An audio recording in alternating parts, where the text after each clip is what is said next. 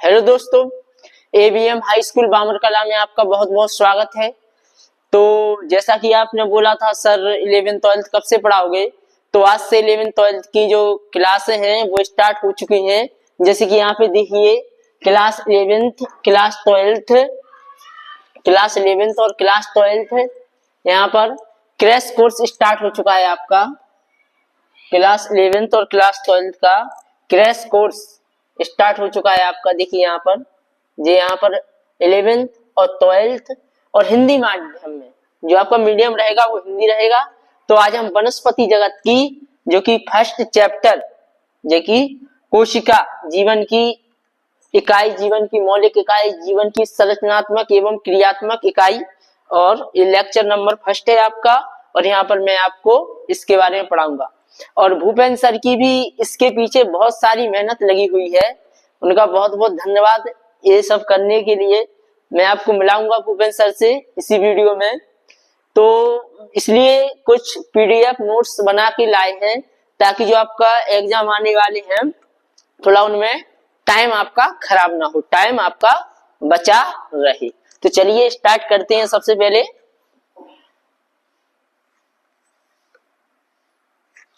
पहले स्टार्ट करते हैं हम।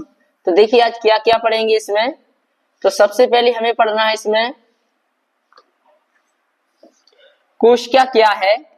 देखिए इसमें पढ़ेंगे हम कोशिका क्या है, उसके बाद पढ़ेंगे कोशिका सिद्धांत के बारे में, उसके बाद पढ़ेंगे हम प्रोकैरियोटिक कोशिका के बारे में। इसमें हमें तीनों कवर करने हैं। नंबर पहला कोशिका क्या है, नंबर दूसरा कोशिका सिद्धांत, और नंबर तीसरा प्रोकैरियोटिक कोशिका। कौन सा? प्रोकैरियोटिक कोशिका। ये हमें इसमें कवर करना है। अब देखिए हम स्टार्ट करते हैं आज का टॉपिक। तो सबसे पहले अगर हम बात करें कोशिका की, तो कोशिका को अंग्रेजी में कहते हैं सेल। कोशिका को अंग्रेजी में क्या कहते हैं हम? सेल। कोशिका को अंग्रेजी में कहते हैं हम सेल। तो यहां पे देखिए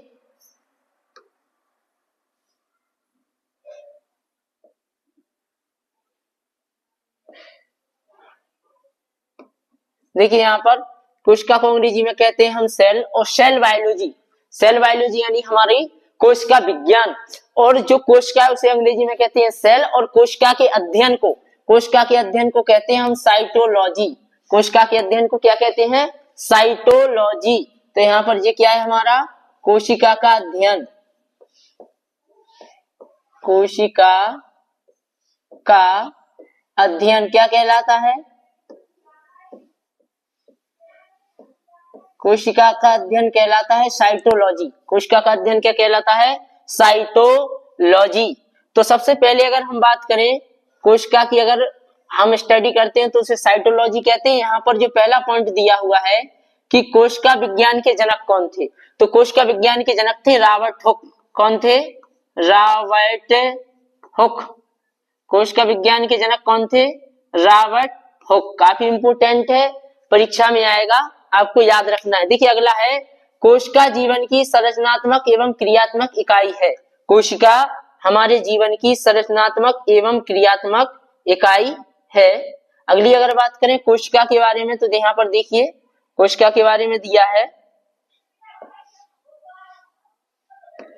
कि कोशिका जो शब्द है वो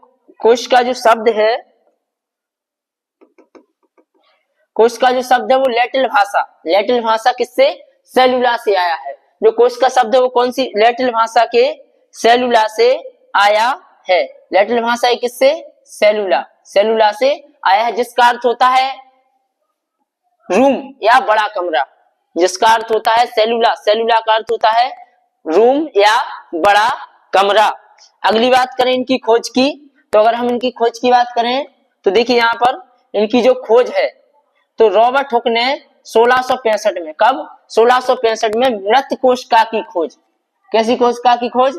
मृत कोशिका की खोज रॉबर्ट हुक ने 1665 में, कब 1665 में मृत कोशिका की खोज ओक पादप के कार्क में की। ओक पादप, देखिए ओक एक पादप है और कार्क यानी उसकी जो ऊपर की छाल होती है उसमें कोशिका की खोज की। किसने की? रॉबर्ट हुक ने। और वो कोशिका कैसी थी? वो कोशिका मृत कोशिका थी। ये आपको याद रखना है यहां तक। अगली अगर हम बात करें एंटोन ल्यूवेनहॉक, एंटोन ल्यूवेनहॉक, इन्होंने जीवित कोशिका की खोज की थी। कौन सी कोशिका की? जीवित कोशिका की खोज किसने की? एंटोन ल्यूवेनहॉक ने। और वो जीवित कोशिका का क्या नाम था? जीवाणु कोशिका। कौन सी? जीवाणु कोशिका। वो काय में की थी? तालाब के जल में, तालाब के जल में, तालाब के जल में। याद रखना है आपको ये कि कोशिका की खोज सबसे पहले किसने की? तो कोशिका की खोज सबसे पहले रॉबर्ट हुक ने की। लेकिन जीवित कोशिका की खोज किसने की? तो जीवित कोशिका की खोज सबसे पहले एंटोन वॉन ल्यूवेनहॉक ने की थी। अगली बात है रॉबर्ट ब्राउन। तो रॉबर्ट ब्राउन ने हमारी केंद्रक की खोज की। जो कोशिका में जो केंद्रक होता है उसकी खोज 1831 में किसने की? रॉबर्ट ब्राउन ने। केंद्रक की खोज 1831 में रॉबर्ट ब्राउन ने की। अगर देखें हम आगे की स्लाइड में, देखिए आप यहाँ पे बात करते हैं अगला। तो देखिए एक प्रकार का पादप है, यहाँ पर ये लिख के लाए हैं कुछ ताकि आपका टाइम बच सके। तो यहाँ पर देखिए आप, ये एक प्रकार का ये पादप है, एक प्रकार का ये क्या है यहाँ पर? एक प्रकार का ये पादप है। यहाँ पर देखिए ये आपका एक प्रकार का पादप है।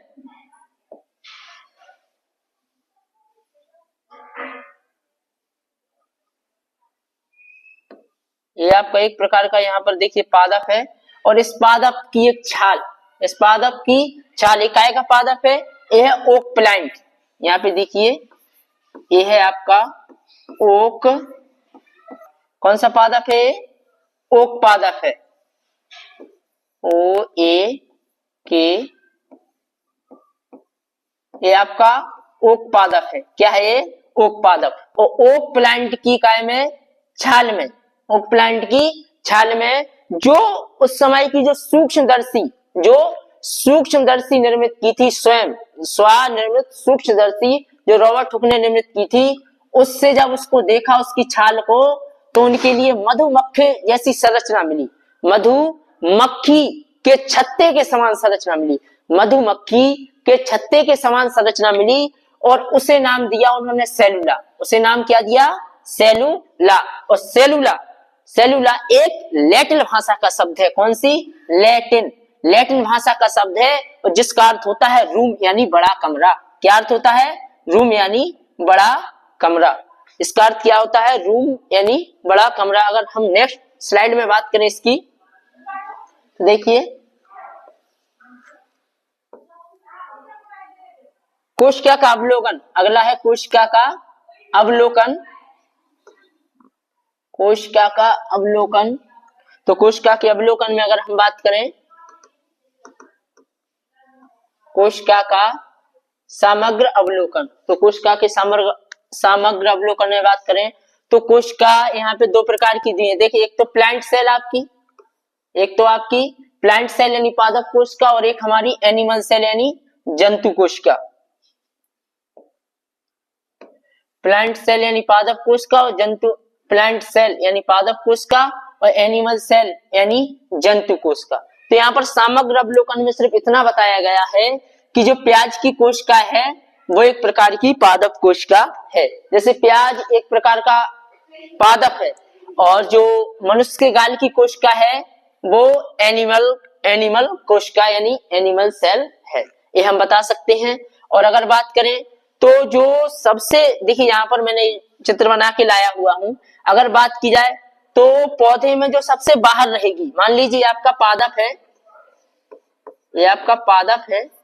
तो पादप की अगर बात करें तो पादप की अगर हम बात करें तो सबसे बाहर जो रेड वाली है ये क्या है? कोशिका भित्ति। यहाँ पे देखिए बताया गया है कि ये वाली क्या है? यहाँ पर कोशिका भित्ति। ये है यहाँ पर कोशिका भित्ति। तो पौधों की सबसे बाहर क्या पाई जाएगी? कौन सी परत पाई जाएगी? तो पौधों के सबसे बाहर कोशिका भित्ति पाई जाएगी, उसके बाद कोशिका झिल्ली पाई जाएगी, उसके बाद कोशिका झिल्ली पाई जाएगी। किसमें? सिर्फ पादप कोशिका में। पादप कोशिका में सबसे बाहर होगी कोशिका भित्ति, उसके बाद होगी कोशिका झिल्ली। और अगर बात करें एनिमल में, तो एनिमल में सिर्फ जो सबसे बाहर होगी वो होगी कोशिका झिल्ली। एनिमल में क्या होगी? कोशिका झिल्ली। ठीक है, यहाँ पे देखिए अब कुछ साइज के आधार पर हम बात करेंगे, माप के आधार पर। जैसे प्रत्येक कोशिका की जो माप है व आकार है वो अलग अलग होता है। कई बार डायरेक्ट सत्य में क्वेश्चन पूछ लिया जाता है कि प्रत्येक कोशिका का माप एवं आकार समान होता है, तो ये बात असत्य है, क्योंकि हर कोशिका की माप एवं आकार अलग अलग होता है। अगर हम बात करें माइकोप्लाज्मा, तो माइकोप्लाज्मा होता है 0.3 माइक्रोमीटर। 0.3 माइक्रोमीटर साइज यानी आकार। तो माइकोप्लाज्मा का आकार कितना होता है? माइक्रोप्लाज्मा का आकार होता है 0.3 माइक्रोमीटर, और ये सबसे छोटी कोशिका है ऑल ओवर वर्ल्ड की सबसे छोटी कोशिका है। देखिए पीपीएलओ जिसे कहते हैं प्लोरोनिमोनिया समजीव, तो यहाँ पर जो है इसका जो आकार होता है वो 0.1 माइक्रोमीटर होता है। अगर प्रारूपिक जीवाणु की बात करें तो 1 से 2 माइक्रोमीटर होता है। शुतुरमुर्ग का अंडा सबसे बड़ी पृथक की गई कोशिका है। देखिए सबसे छोटी कोशिका माइक्रोप्लाज्मा और सबसे बड़ी कोशिका शुतुरमुर्ग का अंडा। अगली बात करें जो मानव की आरबीसी है, तो मानव की आरबीसी का कितना आकार, कितना साइज कितना होता है? 7 माइक्रोमीटर। अगली बात करें सबसे लंबी कोशिका, तो सबसे लंबी कोशिका है हमारी तंत्रिका तंत्र। सबसे लंबी कोशिका है तंत्रिका कोशिका। देखिए जो इनकी अगर शेप की बात करें, तो इनका जो शेप है, जो यहाँ पर इनका जो माप था वो था, इस शेप की बात की जाए इनका आकार, तो बिंबाकार, बहुभुजी, स्तंभी, घनाकार, धागेनुमा, तो कई प्रकार की ये हो सकती है। आगे देखिए जो आरबीसी है, देखिए यहाँ पर जो 3 है ये मानव की, और ये यहाँ पर 2 ये बात की गई है ये एक प्रकार से पादप की है। तो यहाँ पर ये मानव की अगर बात करें तो आरबीसी जो कोशिका है वो होती है गोल एवं द्विअवतलित। गोल एवं द्विअवतलित आरबीसी का आकार कैसा होता है? गोल एवं द्विअवतलित। डब्ल्यूबीसी की बात करें तो डब्ल्यूबीसी होती है अमीबाकृति। अमीबाकृति यानी अमीबा के आकार की इस तरह की। कैसी होती है? अमीबा के आकार की इस तरह। अगर तंत्र का कोशिका, तो तंत्र का कोशिका होती है शाखित एवं लंबी। तंत्र का कोशिका होती है शाखित एवं लंबी। ये हमारे मानव के शरीर की बात की गई। अब यहाँ पर बात करें पौधों की, तो पौधों में वाहिनिका दीर्घीकृत होती है। पौधों में वाहिनिका दीर्घीकृत होती है, और मध्योतकी मीजोफिल, तो वो होती है हमारी गोल। मध्योतकी कैसी होती है? गोल। और जिनके कार्य भी इनके, अगर इनकी संरचना और साइज अलग अलग है तो इनके कार्य भी अलग अलग होंगे। अगली अगर हम बात करें, अगली देखिए यहाँ पर जो डायग्राम दिए गए हैं एनसीईआरटी से उठा के डायग्राम लाए हैं। भूपेंद्र सर की बहुत मेहनत के बाद आपको ये देखने के लिए मिल रहे हैं एनसीईआरटी के डायग्राम। देखिए ये हमारी आरबीसी है, ये हमारी आरबीसी है। लाल रुधिर कणिकाएं गोल एवं द्विअवतलित होती है, ये हमारी आरबीसी है। देखिए ये हमारी डब्ल्यूबीसी है, ये क्या है आपका? डब्ल्यूबीसी, ये आपकी डब्ल्यूबीसी है। ये डब्ल्यूबीसी और ये है तंत्रिका कोशिका शाखित एवं लंबी। देखिए यहाँ पर ये चित्र दिए हुए हैं इन सभी के। अगली अगर बात करें तो ये 3 तो हो गई हमारे मानव शरीर की, और ये 3 है यहाँ पर पौधों की। तो यहाँ पर देखिए ये स्तंभाकार उपकला कोशिका, स्तंभाकार उपकला कोशिका, ये भी यहाँ पर मानव के शरीर की है। ये यहाँ पर मध्योतकी, ये यहाँ पर गोल, यहाँ पर इस तरीके का एनसीईआरटी में जो भी दिया है वो यहाँ पर मैं लेकर आया। देखिए यहाँ पर आगे अगर बात करें हम स्लाइड की, देखिए ये यहाँ पर एक वाहिनीकृत दीर्घीकृत थी ये वाली, और मध्योतकी गोल थी, जो मैंने पहले आपको लिखा दिया है। आगे बढ़े अगर हम, तो आगे देखिए इनके भी आकार दिए गए हैं। यहाँ पर इनके भी आकार दिए गए हैं, जैसे प्रारूपिक जीवाणु, तो प्रारूपिक जीवाणु का जो आकार है 1 से 2 माइक्रोमीटर। पीपीएलओ प्लोरोनिमोनिया समजीव, तो यहाँ पर इसका आकार दिया गया है कितना, 0.1 माइक्रोमीटर, 0.1 माइक्रोमीटर। यहाँ पर विषाणु, तो विषाणु का आकार देखिए 0.02 से 0.2 माइक्रोमीटर। यहाँ पे देखिए जो यहाँ पर इस तरीके का जो साइन बना हुआ है इसे हम कहते हैं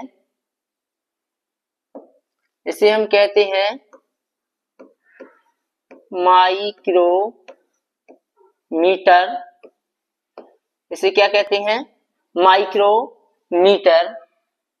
इसे हम कहते हैं माइक्रोमीटर। यहाँ पर देखिए ससीम केंद्र की कोशिका का अन्य सजीवों के साथ तुलनात्मक का चित्र द्वारा प्रदर्शन। यहाँ पे एक शब्द है ससीम केंद्र की, तो ससीम केंद्र की क्या शब्द है, तो इसका मतलब ससीम केंद्र की का मतलब होता है प्रोकैरियोटिक। क्या होता है, प्रोकैरियोटिक। देखिए एनसीईआरटी में अब ये नहीं हो सकता है कि आपसे परीक्षाएं पूछ ले कि ससीम केंद्र की कोशिका क्या है, वो पूछ सकता है क्योंकि एनसीईआरटी में दिया है ससीम केंद्र की, जिसका अर्थ होता है प्रोकैरियोटिक। प्रोकैरियोटिक एक अंग्रेजी शब्द है और ससीम केंद्र एक हिंदी शब्द है। आगे अगर हम बात करें तो यहाँ पर देखिए, यहाँ पर मैं आपको कुछ बता दूं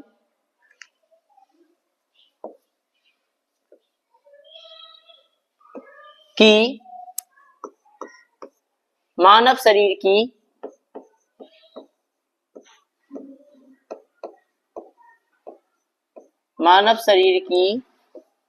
सबसे बड़ी कोशिका, मानव शरीर की सबसे बड़ी कोशिका, तो मानव शरीर की जो सबसे बड़ी कोशिका है उसका नाम है यहाँ पर अंडाणु। मानव शरीर की जो सबसे बड़ी कोशिका है उसका नाम है अंडाणु। और अगली अगर हम बात करें मानव शरीर की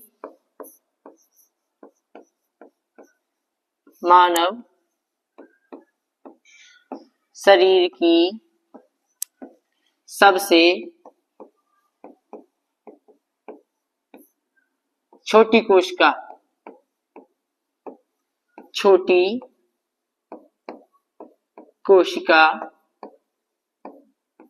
उसका नाम है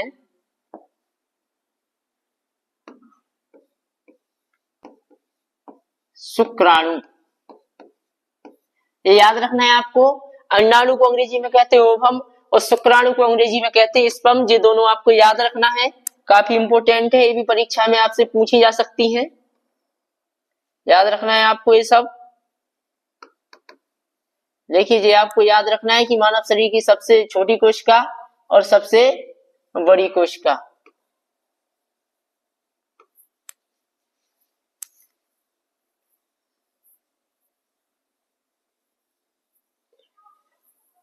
ये दोनों इंपोर्टेंट पॉइंट हैं जो आपको याद रखना है। आगे अगर हम बात करें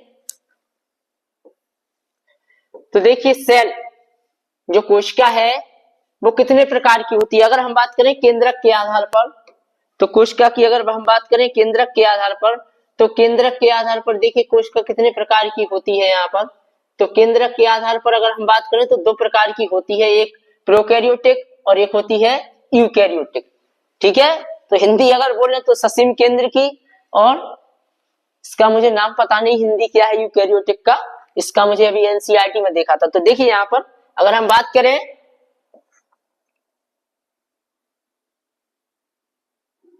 देखिए यहाँ पर आदिम प्रकार का केंद्र किसमें, प्रोकैरियोटिक में। आदिम यानी पुराने प्रकार का केंद्रक पाया जाता है इसमें। और अगर बात करें अविकसित, इसमें जो केंद्रक है वो ज्यादा विकसित नहीं है। आदिम यानी पुराने प्रकार का।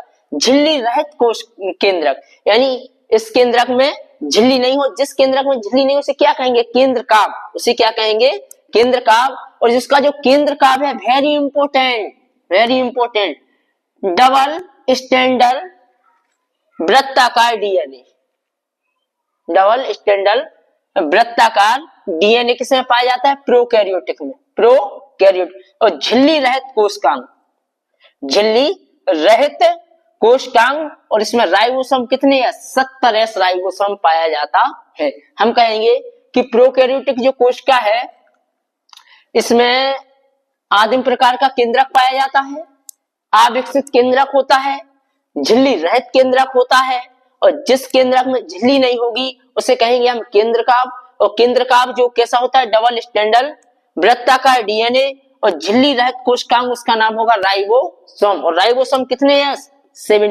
70 राइबोसोम प्रोकैरियोटिक में पाया जाता है। अगली बात करें यूकैरियोटिक की, तो विकसित केंद्रक कैसा होगा? विकसित केंद्रक होगा, और झिल्ली रहित और झिल्ली युक्त, यानी ऐसे कोशिकांग होंगे इनमें झिल्ली भी है और झिल्ली भी नहीं है, ऐसे कोशिकांग होंगे किसमें? यूकैरियोटिक में।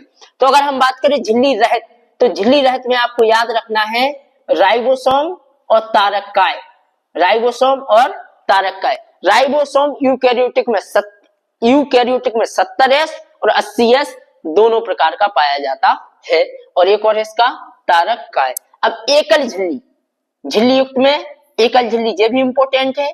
एकल झिल्ली कौन कौन से? तो देखिए ईआर मतलब एंडोप्लाज्मिक रेटिकुलम, ईआर मतलब एंडोप्लाज्मिक रेटिकुलम, गोल्जी काय, लैन काय, रसधानी और सूक्ष्म काय। एंडोप्लाज्मिक रेटिकुलम, गोल्जी काय, लैन काय, रसधानी और सूक्ष्म काय, इनके ऊपर सिर्फ एक झिल्ली होती है, मतलब एकल झिल्ली युक्त कोशिकांग है। और देखिए दोहरी झिल्ली युक्त, दोहरी झिल्ली युक्त सूत्रकणिका जिसे हम माइटोकॉन्ड्रिया कहते हैं, और हरित लवक प्लास्टिड यानी लवक, हरित लवक। तो इन्हें जे सूत्रकणिका और हरित लवक ये दोहरी झिल्ली युक्त कोशिकांग है। तो एक बार मेरे साथ बोलने की कोशिश कीजिए, दोहरी झिल्ली युक्त कोशिकांग माइटोकॉन्ड्रिया यानी सूत्रकणिका और हरित लवक। और आपको पता है राइबोसोम प्रोकैरियोटिक में ही पाया जाएगा और यूकैरियोटिक में पाया जाएगा, लेकिन उसके ऊपर कोई झिल्ली नहीं होगी, और बाकी के एकल झिल्ली युक्त। आगे अगर हम बात करें इसी तरह से, याद रखना है आपको, अब देखिए मैंने यहाँ पर प्रोकैरियोटिक कोशिका का चित्र बना हुआ है, तो इसको आपको समझना है। एक बार देखिए ध्यान से, तो यहाँ पर देखिए प्रोकैरियोटिक कोशिका,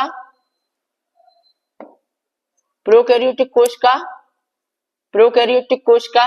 तो देखिए प्रोकैरियोटिक कोशिका में जैसे जे यहाँ पर डीएनए है, देखिए यहाँ पर जे यहाँ पर डीएनए है, द्विरज्जु की वृत्ताकार डीएनए, यहाँ पर जे डीएनए है आपका, जे देखिए यहाँ पर जे आपका प्लाज्मिड है, जे आपका क्या है यहाँ पर प्लाज्मिड है, जे मीसोजोम है, जो कोशिका भित्ति में जो बलन बनते हैं उन्हें मीसोजोम कहते हैं। आप आगे पढ़ोगे इसमें, देखिए जे रोम है, ये कशाविका है, यहाँ पर ये रोम है, यहाँ पर ये कशाविका है।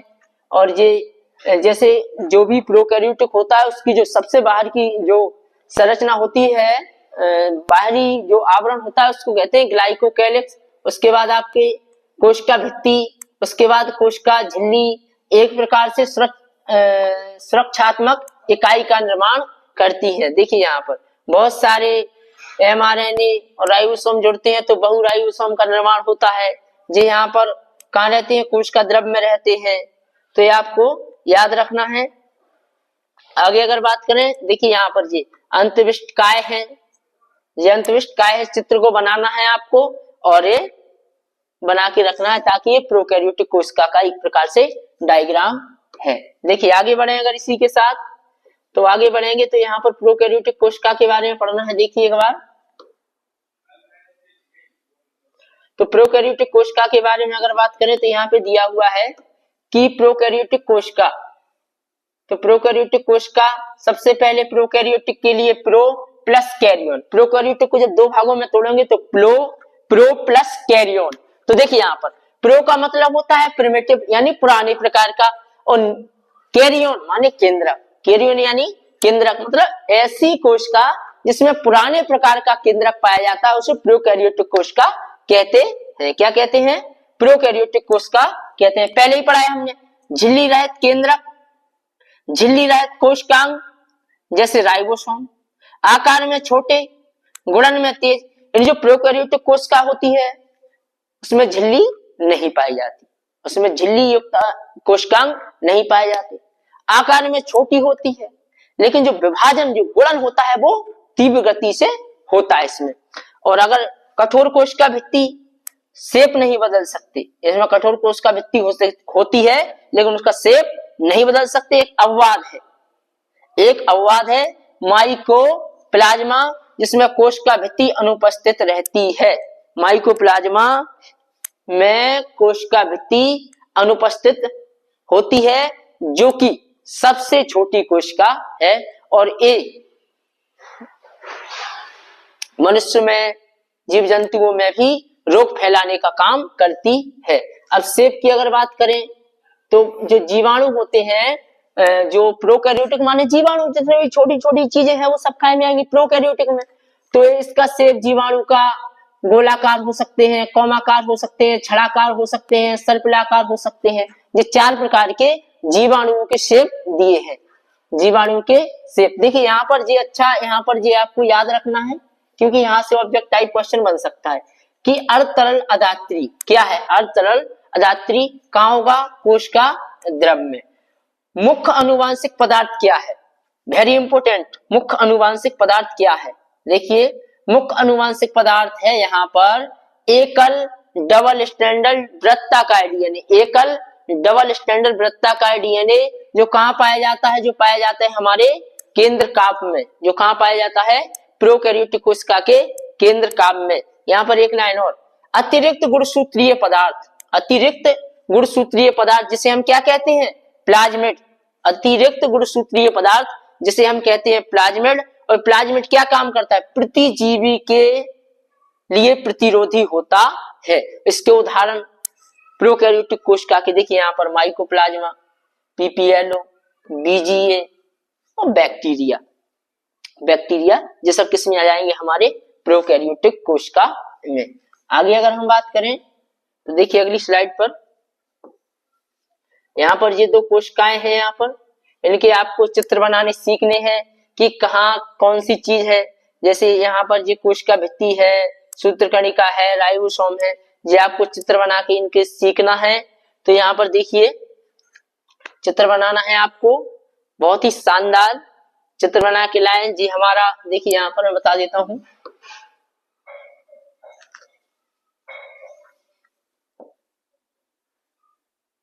ये पादप कोशिका है, ये आपकी पादप कोशिका है। ये कौन सी कोशिका है? पादप कोशिका है। और ये आपकी जंतु कोशिका है। जंतु कोशिका, ये आपकी जंतु कोशिका है।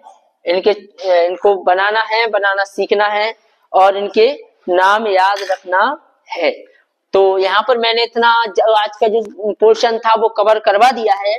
तो मैं चाहता हूं कि जाते जाते, जैसे नया साल भी स्टार्ट होने वाला है और आने वाला है नया साल, तो इस साल के लिए जो हमसे गलतियां हुई हैं उनके लिए कविता या शायरी के माध्यम से आपको बताना चाहता हूं। तो आपके लिए 2 लाइनें हैं कि अपनी चाहत के रिश्तों को यूं ही बनाए रखना। अपनी चाहत के रिश्तों को यूं ही बनाए रखना, दिल में हमारी यादों के चिराग जलाए रखना।